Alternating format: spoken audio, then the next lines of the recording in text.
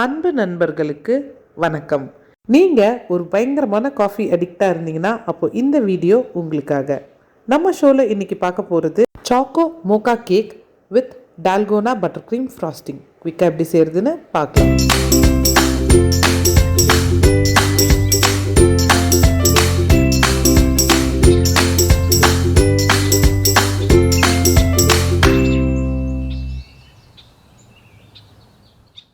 இந்த கேக்கை முழுக்க கற்கண்டில் தான் நான் செஞ்சுருக்கேன். முதல்ல வெட் இன்க்ரீடியன்ஸை ரெடி பண்ணிப்போம். 1 கப் சூடான பால் எடுத்துக்கோங்க. அதில் 1 கப் பொடிச்ச கற்கண்டு இல்லைனா சர்க்கரை கூட சேர்த்துக்கலாம். அதோட 1 டீஸ்பூன் காஃபி பவுடர் சேர்த்துட்டு நல்லா கலந்து விட்டுருங்க. அடுத்ததாக 1/2 டீஸ்பூன் வெனிலா எக்ஸ்ட்ராக்ட், அதுக்கப்புறம் வாசம் இல்லாத எந்த எண்ணெய் வேணாலும் 1/2 கப் எடுத்துக்கலாம். இந்த ரெசிபி செய்கிறதுக்கு இன்றைக்கி நான் 1/2 கப் ரிஃபைண்ட் ஆயில் எடுத்துக்கிறேன். நம்ம சேர்த்த எண்ணெய் இந்த பால் கலவையோட நல்லா மிக்ஸ் ஆகிடணும். கிட்டத்தட்ட 5 நிமிஷம் வரைக்கும் நீங்கள் நல்லா மிக்ஸ் பண்ணிக்கோங்க. இந்த ஸ்டெப் நம்ம கேக்கோட ஸ்பாஞ்ச் செய்கிறதுக்கு ஒரு இம்பார்ட்டண்ட்டான ஸ்டெப், அதனால் மிஸ் பண்ணிடாதீங்க. அடுத்ததாக 1/2 டேபிள் ஸ்பூன் லெமன் ஜூஸ் இல்லைனா வினிகர் சேர்த்துக்கோங்க. சேர்த்துட்டு நல்லா மிக்ஸ் பண்ணிவிடுங்க. இதோட நம்மளோட வெட் இன்க்ரீடியன்ஸ் ரெடி ஆகிடுச்சு. வெட் இன்க்ரீடியன்ஸை தனியாக எடுத்து வச்சுருங்க. அடுத்தது நம்ம ட்ரை இன்க்ரீடியன்ஸ்க்கு போகலாம். இந்த கேக் செய்கிறதுக்கு நான் கோதுமை மாவு யூஸ் பண்ணுறேன். உங்களுக்கு விருப்பப்பட்டால் நீங்கள் மைதா மாவில் கூட செஞ்சுக்கலாம். 1/2 கப் கோதுமை மாவு எடுத்துக்கோங்க. மைதா மாவு எடுத்தாலும் அதே அளவு எடுத்துக்கோங்க. ஒரு சிட்டிகை உப்பு, 2 table spoon cocoa powder, 1 table spoon milk powder, 1 teaspoon baking powder, 1/2 teaspoon baking soda. இது எல்லாத்தையும் சேர்த்துட்டு நல்லா கலந்து விட்டுருங்க. இது எல்லாத்தையும் நல்லா கலந்ததுக்கப்புறம் ஒரு வாட்டி சலிச்சு எடுத்துக்கோங்க. இந்த மாதிரி சலிக்கிறதுனால நம்ம ஆட் பண்ணியிருக்கிற ரைசிங் ஏஜென்ட்ஸ் மாவோட நல்லா கலந்துரும். கொக்கோ பவுடரில் இருக்கிற அந்த கட்டிகளை கூட நல்லா உடச்சி விட்டுருங்க. இப்போது நம்மளோட ட்ரை இன்க்ரீடியன்ஸும் ரெடி ஆகிடுச்சு. நம்ம ட்ரை அண்ட் வெட் இன்க்ரீடியன்ஸை மிக்ஸ் பண்ண ஆரம்பிக்கிறதுக்கு முன்னாடி நம்ம கேக் செய்ய போகிற குக்கரை ப்ரீஹீட் பண்ண ஸ்டார்ட் பண்ணிவிடுங்க. அதே மாதிரி நீங்கள் ஒரு கேக் டின்னையும் பேக்கிங் ஷீட்லாம் போட்டு ரெடியாக க்ரீஸ் பண்ணி வச்சுக்கோங்க. நான் வெட் இன்க்ரீடியன்ஸை 2 பேட்சாக ட்ரை இன்க்ரீடியன்ஸோடு சேர்க்குறேன். அதை ஓவர் மிக்ஸ் பண்ணிடாதீங்க. ஜஸ்ட் அந்த ட்ரை இன்க்ரீடியன்ஸும் வெட் இன்க்ரீடியன்ஸும் கலந்துருச்சான்னு மட்டும் செக் பண்ணிக்கோங்க. கலந்ததுக்கப்புறம் திருப்பி அதை கலந்துக்கிட்டே இருக்காதீங்க. இப்போது நம்ம கேக் பேட்டர் ரெடி ஆயிடுச்சு. இதை நம்ம க்ரீஸ் பண்ணி வச்சுருக்கிற கேக் டின்னில் சேர்த்துப்போம். மாவோட கன்சிஸ்டன்சி எப்படி இருக்கணும்னா நம்ம ஊற்றும் போது படிப்படியாக வரணும். இதோ இந்த மாதிரி இருக்கணும். படிப்படியாக விழுற மாவு டக்குன்னு செட்டிலும் ஆகணும். அப்போது நம்மளோட மாவு கரெக்ட் கன்சிஸ்டன்சியில் இருக்குது. கேக் மாவை டின்னில் சேர்த்த உடனே 2 வாட்டி டேப் பண்ணிக்கோங்க, ஏர் பபுள்ஸை ரிமூவ் பண்ணுறதுக்காக. கேக் மாவு ரெடி பண்ணுறதுக்கு முன்னாடியே நம்ம குக்கரை உப்பு போட்டு 10 நிமிஷம் ப்ரீஹீட் பண்ணி வச்சாச்சு. குக்கரோட மூடியில் கேஸ்கெட்டும் வெயிட்டும் இல்லாமல் பார்த்துக்கோங்க. மூடி போட்டு ஒரு 55 நிமிஷம் வரைக்கும் மீடியம் ஃப்ளேமில் கேக்கை வேக விடலாம். இப்போ கரெக்டாக 55 நிமிஷம் ஆயிடுச்சு. கேக் நல்லா பேக் ஆகிடுச்சா அப்படின்னு நான் ஒரு டூத்பிக் வச்சு டெஸ்ட் பண்ணுறேன். டூத்பிக் க்ளீனாக வருது. ஸோ கேக் பர்ஃபெக்டாக பேக் ஆகிடுச்சு. அடுத்ததாக நம்ம கேக் மேலே ப்ரஷ் பண்ணுறதுக்கு சிரப் ரெடி பண்ணிப்போம். அதுக்கு 1/4 கப் கொதிக்கிற தண்ணி, அதில் 1 டீஸ்பூன் சாக்லேட் சிரப் சேர்த்து நல்லா மிக்ஸ் பண்ணி விட்டுக்கோங்க. சாக்லேட் சிரப் நல்லா கரைஞ்சதுக்கப்புறம் 1/2 டீஸ்பூன் இன்ஸ்டன்ட் காஃபி பவுடர் சேர்த்து அதையும் நல்லா கரைச்சி விட்டுருங்க. கடைசியாக 1 டேபிள் ஸ்பூன் பொடிச்ச கற்கண்டை சேர்த்து நல்லா மிக்ஸ் பண்ணி வச்சுக்கோங்க. இப்போ நம்மளோட சிரப்பும் ரெடி ஆயிடுச்சு. நெக்ஸ்ட் டால்கோனா நம்ம ரெடி பண்ண போகிறோம். டால்கோனாக்கு 3 டேபிள் ஸ்பூன் பொடிச்ச கற்கண்டு இல்லைனா சர்க்கரை சேர்த்துக்கோங்க. 1 table spoon instant coffee powder, 2 table spoon கொதிக்கிற சுடு தண்ணி. இது 3த்தையும் நல்லா பீட்டர் வச்சு பீட் பண்ணுங்கள். நான் இன்றைக்கி எலக்ட்ரிக் பீட்டர் யூஸ் பண்ணுறேன். அதனால் எனக்கு 4 நிமிஷத்துலேயே டால்கோனா ரெடி ஆகிடுச்சு.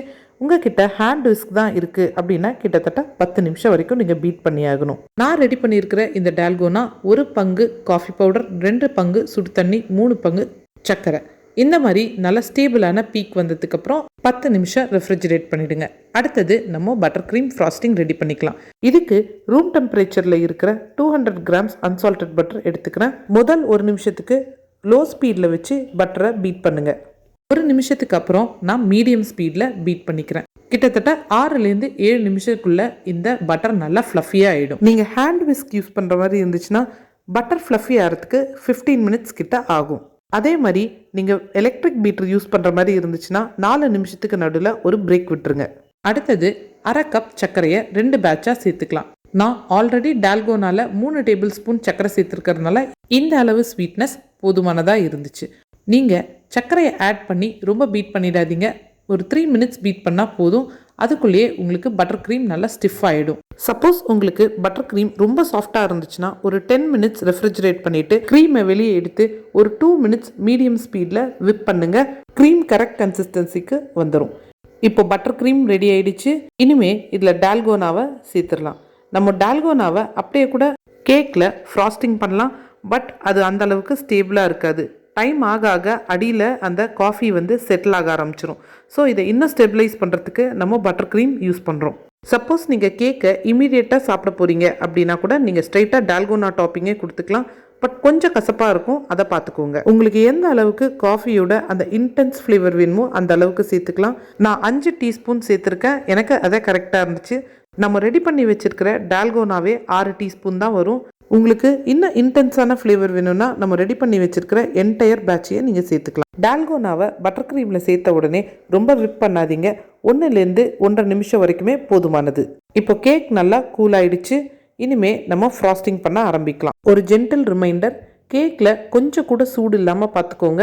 அப்படி மிதமான சூடு இருந்துச்சுன்னா கூட கம்ப்ளீட்டாக கூல் பண்ணிடுங்க. இல்லைன்னா நம்ம ஃப்ராஸ்ட் பண்ணும்போது அந்த பட்டர் க்ரீம் மெல்ட் ஆகிடும். இப்போ பட்டர் பேப்பர் எல்லாம் ரிமூவ் பண்ணியாச்சு. பாருங்க கேக் எந்த அளவுக்கு சாஃப்ட் அண்ட் ஸ்பாஞ்சியாக இருக்குன்னு. நான் கேக்கை 2 பார்ட்டாக டிவைட் பண்ணிக்கிறேன். உங்களால் முடியும்னா நீங்கள் 3 பார்ட்ஸாக கூட டிவைட் பண்ணிக்கலாம். இந்த ஸ்டெப்பை செய்யும்போது ரொம்ப பொறுமை அவசியம். இந்த தடவை நான் கேக் செய்யும்போது எந்த கேக் கட்டிங் ஆர் எந்த கேக் டெக்கரேட்டிங் டூலும் இல்லாமல் தான் செஞ்சுருக்கேன். பாருங்கள் 2ஆக கட் பண்ணியாச்சு. நம்ம முன்னாடி ரெடி பண்ணி வச்சுருந்த காஃபி சாக்லேட் சிரப்பை நல்லா ப்ரஷ் பண்ணி விட்டுக்கோங்க. ப்ரஷ் பண்ணதுக்கப்புறம் பட்டர் க்ரீம் ஃப்ராஸ்டிங்கை அப்ளை பண்ண ஆரம்பிச்சிடலாம். ஃபஸ்ட் லேயருக்கு அப்ளை பண்ணதுக்கப்புறம் நான் கட் பண்ண கேக்கோட ஃபஸ்ட் பார்ட்டை இன்வெர்ட் பண்ணி வச்சிடுறேன். திருப்பி அதே ப்ராசஸை ஃபாலோ பண்ணுங்கள். காஃபி சாக்லேட் சிரப்பை ப்ரஷ் பண்ணிவிட்டு கேக்கை கம்ப்ளீட்டாக ஃப்ராஸ்ட் பண்ணிவிடுங்க. நீங்கள் ஃப்ராஸ்டிங் அண்ட் டெக்கரேட்டிங் ரெண்டுமே முடிச்சதுக்கு அப்புறம் கேக்கை மினிமம் ஒரு 1 hour 45 minutes ஆச்சும் ரெஃப்ரிஜரேட் பண்ணி வைங்க. இந்த கேக்கோட வெயிட் கிட்டத்தட்ட ஒரு 1/2 கிலோக்கு மேலே தான் வரும். இந்த கேக் சிம்பிளாக ஒரு பர்த்டே பார்ட்டி கொண்டாடுறதுக்கு கரெக்டாக இருக்கும். உங்களுக்கு எப்படி விருப்பமோ அந்த மாதிரி டெக்கரேட் பண்ணிக்கோங்க. எங்கள் வீட்டு பர்த்டே செலிப்ரேஷன் முடிஞ்சதுக்கப்புறம் எனக்கு கடைசியாக கிடைச்ச பீஸ் இது ஒன்று தான். இது சாப்பிடும்போது சுத்தமாக இது கோதுமையில் செஞ்சதுன்னு நம்பவே முடியல. அந்த அளவுக்கு ஸ்பாஞ்சியாக இருந்துச்சு. நீங்களும் உங்கள் வீட்டில் இந்த சூப்பர் டெலிஷியஸான சாக்கோ மோக்கா கேக்கை ட்ரை பண்ணி பார்த்துட்டு உங்களுக்கு கிடைக்கிற பியூட்டிஃபுல்லான காம்ப்ளிமெண்ட்ஸை எனக்கு கமெண்ட்ஸில் சொல்லுங்கள். லைக் பண்ணுங்கள், மறக்காமல் சப்ஸ்கிரைப் பண்ணிவிடுங்க. உங்களுக்கு வேறு ஏதாவது ரெசிபி வேணும்னா எனக்கு கமெண்ட்ஸில் மென்ஷன் பண்ணுங்கள். மீண்டும் உங்களை ஒரு வித்தியாசமான ரெசிபியில் சந்திக்கிறேன். நன்றி.